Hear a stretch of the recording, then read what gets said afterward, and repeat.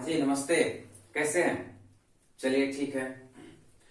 मुझे भी थोड़ा इच्छा हो रहा है कि कुछ गुनगुना लूं, क्योंकि अभी हम लोग तुरंत गणतंत्र दिवस मनाए हैं। आ, आ,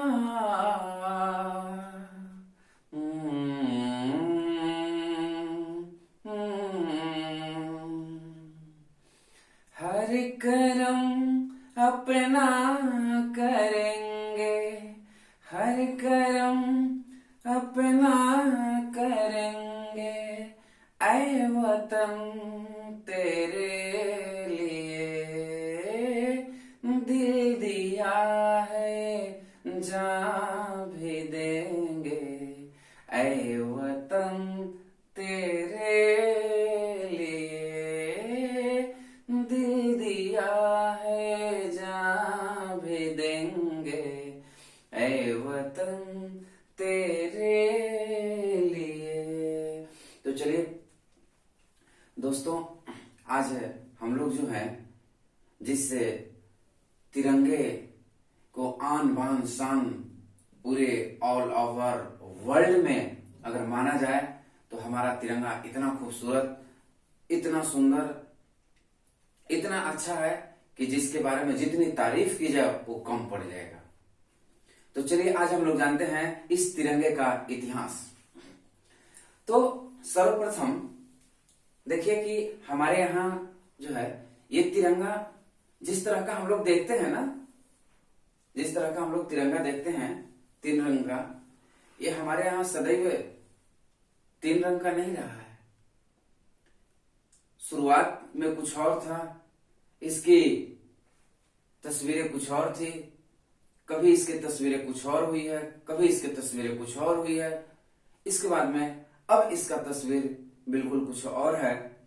तो एक नजर हम लोग बिल्कुल पीछे वाले पहलू से जानते हुए और अब तक के थोड़ा सफर को हम लोग जान लेते हैं।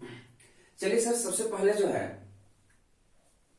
आपका हम लोग काकीनाडा के आंध्र प्रदेश के जो आंध्र प्रदेश में जो काकीनाडा है वहां पे जो कांग्रेस की अधिवेशन हो रही थी, तो उस भारतीय राष्ट्रीय कांग्रेस के अधिवेशन में लोगों के मन में एक विचार आया कि ताकि भारत का भी जो है ना से एक अपना राष्ट्रीय झंडा हो।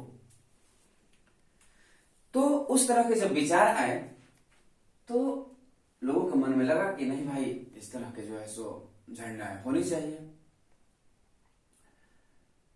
तो चलिए हम लोग ये देखें कि हमारे यहाँ जो 1906 में जो हमारे जो झंडा थी उसमें ऊपर में हरा और बीच में येलो कलर का और नीचे में रेड कलर का, जिसमें सूरज और चांद, और ऊपर में कमल और बीच में वंदे मातरम लिखा। जो है कलकत्ता के जो आपका फारसी बागान जिसे ग्रीन पार्क के नाम से जाना जाता है, वहां पे जो है ये आपको 1906 में इसको फहराया गया था। इसके बाद हम लोग चलते हैं 1907 में।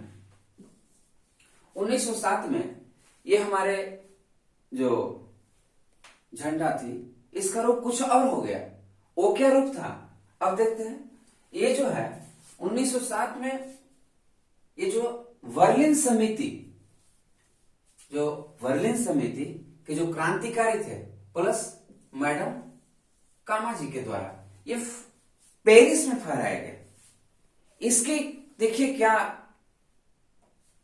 इसमें था कि इसके ऊपर में जो था वो रेड था और बीच में क्या था, पीला, और नीचे में हरा कलर, लेकिन एक तरफ सूरज और एक तरफ चांद और बीच में वंदे मातरम, और ऊपर में जो है ना, ऊपर में सप्तर्षि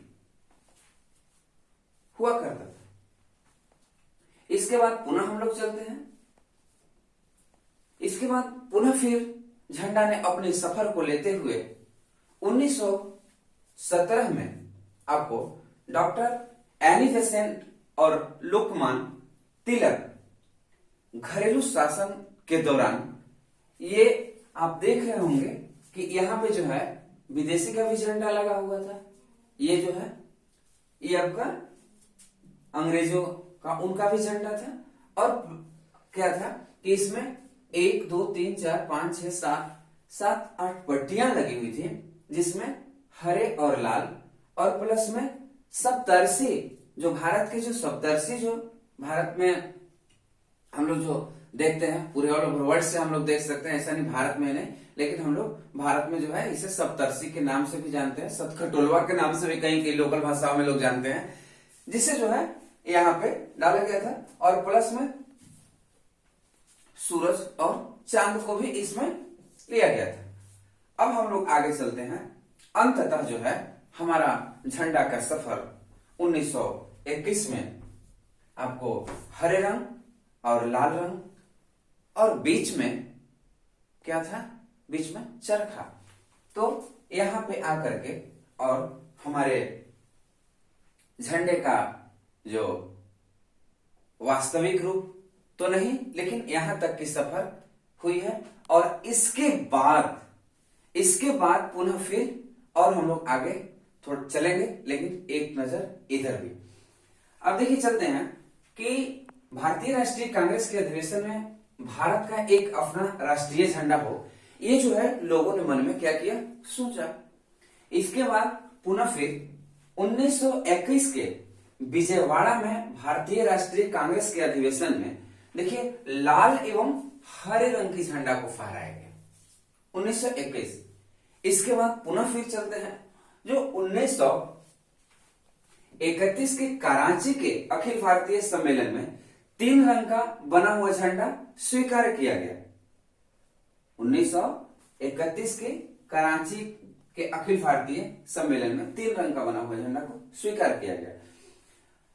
इसके बाद अब हम लोग चलते हैं कि हमारे ये जो भारतीय जो झंडे जो थे, इसकी अभिकल्पना जो थे ये आपको पिंगली वेंकैया ने किए थे। अब आइए थोड़ा सा पिंगली वेंकैया के बारे में हम लोग जान लेते हैं। पिंगली वेंकैया जो थे ये आपको एक कृषि वैज्ञानिक भी थे, ये एक कृषि वैज्ञानिक भी थे, और साथ साथ में इन्होंने कई देशों के झंडे का अध्ययन किया, और अध्ययन करने के बाद तब जो है ना से ये पिंगली वेंकैया महोदय ने जो है अपने भारत के झंडे का एक रूप दिया। अंततः जो है 22 जुलाई 1947 को आयोजित भारतीय संविधान सभा, कब, 22 जुलाई 1947 को आयोजित भारतीय संविधान सभा के बैठक में इसे पूर्ण रूप से अपना लिया गया।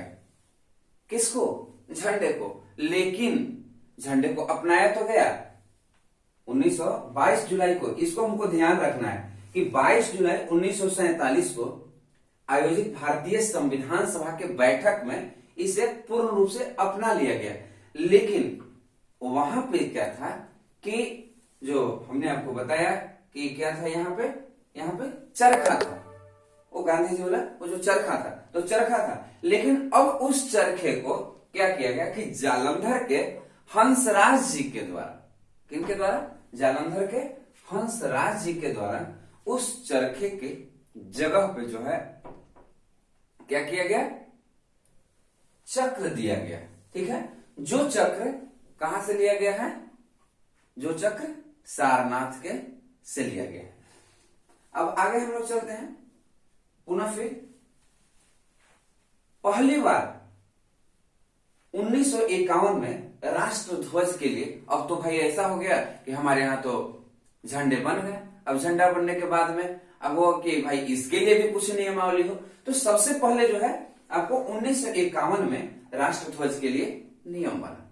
इसके बाद में पुनः फिर 1968 में अब नियम तो बन गया, लेकिन जो है अब उसके मानक तय किए गए कि किस तरह का हो, कैसा हो, कितना लंबाई हो, कितना चौड़ाई हो, किस तरह का हो, किस तरह से इसमें बनना चाहिए, ये सारा सब चीज जो है ना 1968 में एक मानक तय किया गया। इसके बाद मानक में ये आया कि जो है आपको झंडा जो भी हो वो खादी का ही होना चाहिए। किसका होना चाहिए? खादी का होना चाहिए। और ये इसका 9 स्टैंडर्ड बनाया गया, 1-2 स्टैंडर्ड नहीं, इसके 9 स्टैंडर्ड बनाए गए इस झंडे को। पुनः फिर जो है इसके जो अनुपात होना चाहिए वो 3:2 के रेशियो में होना चाहिए, यानी कि 3 और 2, ये जो है यानी L फॉर लेंथ और B फॉर ब्रेथ, ये जो है हमारा क्या होना चाहिए? झंडे का अनुपात होना चाहिए। पुनः फिर 26 जनवरी 2002 में एक जो है भारतीय झंडा संहिता, बीच बीच में और जो है इसमें नियमावली आते गए, उसमें और कुछ सुधार होते गया, लेकिन 26 जनवरी 2002 से भारतीय झंडा संहिता जो है प्रभावित हुआ भारत के अंदर। पुनः फिर जो है 5 जुलाई 2005 को आप जो है यूनिफॉर्म में आप इसको बिल्कुल, ये जो कमर है इस कमर से नीचे की ओर आप इसको नहीं ला सकते हैं, बीच में इसको सुधार किया गया। पुनः फिर जो है 2008 में पुनः फिर आप इसका संशोधन हुआ, किस तरह से फहराना है, किस तरह से करना है। तो ये थी हमारे झंडे के संक्षिप्त परिचय। अब क्या हुआ कि अब हम लोग थोड़ा सा और पहले चलते हैं कि भाई झंडा तो बन गया था, लेकिन अब झंडा बनने के बाद में अब क्या हुआ कि जब बन गया तो अब हुआ कि अब इस झंडे का जो है ना इसका कुछ अपना, हमारे यहाँ राष्ट्र गान तो हमारा था ही, लेकिन इसके बाद में अब जो है राष्ट्रगीत भी है, लेकिन अब हुआ कि भाई अब झंडा गीत भी तो होना चाहिए। तो झंडा गीत, तो इस झंडा गीत के लिए जो है हमारे श्यामलाल गुप्ता जी जो कानपुर के नरवल के थे, कहां के थे? कानपुर के नरवल के थे, जिन्होंने क्या किया था? इस झंडा गीत को बनाया था। विजयी विश्व तिरंगा प्यारा झंडा ऊंचा, तो इसको जो है कौन? कानपुर के श्यामलाल गुप्ता जी ने ये बनाया था। पुनः फिर जो है इसको 1938 में इसको क्या कर लिया गया? 19 फरवरी, ये झंडा गीत को जो है कब? 19 फरवरी 1938 को इसे अपना लिया गया, इस झंडे गीत को। तो इस झंडे गीत को कब अपनाया गया? 19 फरवरी 1938 को, जो नेताजी सुभाष चंद्र बोस ने इसे हरिपुरा के कांग्रेस अधिवेशन में क्या किए थे? अपनाए थे। तो एक बार पुनः फिर से हम लोग मुख्य बातों पे फोकस करते हुए आगे बढ़ेंगे। भारत के जो राष्ट्रीय झंडा है इसकी अभिकल्पना हमारे पूज्य पिंगली वेंकैया महोदय ने किए थे, बहुत महान होंगे। और इसके बाद पहली बार 1951 में राष्ट्र ध्वज के लिए नियम बनाया गया।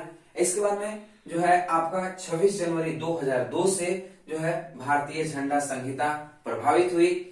इसके बाद पुनः फिर आगे चलते हैं, हाँ एक और बात यहाँ पे याद रखें, झंडा गीत की जो रचना जो किए थे वो आपको श्यामलाल गुप्ता ने किए थे, जो कानपुर नरवल के थे। पुनः फिर नेताजी सुभाष चंद्र बोस ने इस झंडे के जो गीत जो थे इसको 19 फरवरी 1938 को कब? हरिपुरा के कांग्रेस अधिवेशन में क्या किए थे? अपना लिए थे। ये जो है वहां पे इस झंडा गीत को अपनाया गया था। तो ये हमारी आन बान और शान की तिरंगा जो है हमें शौर्य और हमें बिल्कुल शालीन निरंतर पथ पे आगे बढ़ना और धर्म के प्रति आस्थावान होना, और साथ में जो है जो हरे रंग, ये जो है हमारे पूरे देश की हरियाली को बिखेरती है। साथ में अगर कहा जाए कि पूरे ऑल ओवर वर्ल्ड में अगर हमें घूमने की अगर इच्छा है तो ज्यादा नहीं, अपने भारत के भूमियों को घूम करके देख लीजिए, तो आप पूरे ऑल ओवर वर्ल्ड के भूमि को आप मान के चलिए कि हम घूम लिए हैं। सारे जहां से अच्छा हिंदुस्ता हमारे हमारा, सारे जहां से अच्छा। तो ये थी हमारे झंडा के संक्षिप्त परिचय। नमस्कार, थैंक्स। पुनः फिर मिलेंगे अगले वीडियो में, तब तक नमस्ते।